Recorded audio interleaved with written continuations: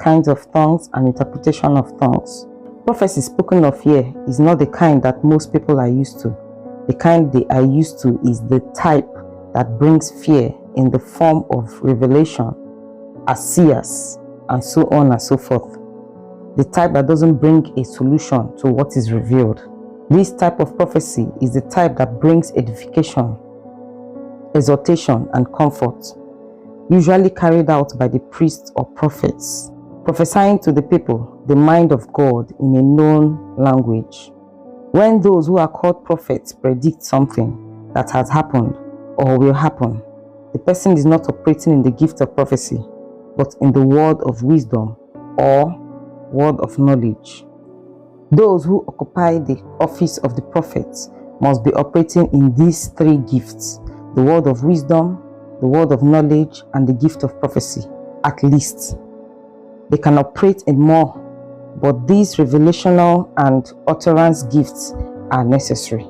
Another set of ministries that should operate in the gift of prophecy are those into gospel music, the choristers or worship leaders.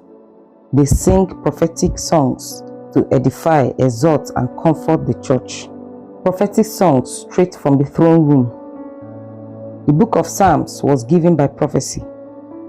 When your pastor starts prophesying to the congregation, if he is spirit-filled and genuine at the moment, he or she is not speaking from the flesh, but is revealing God's will for the congregation at that time. Remember that all these gifts work hand in hand most times.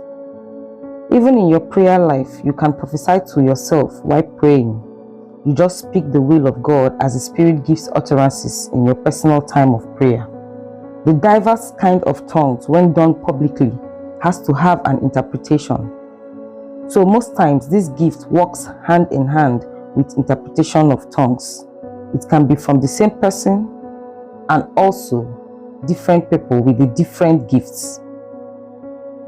That is why sometimes during service you hear someone burst out in diverse tongues and you hear another person interpreting in English, and they don't know each other or are not sitting close to each other at that moment.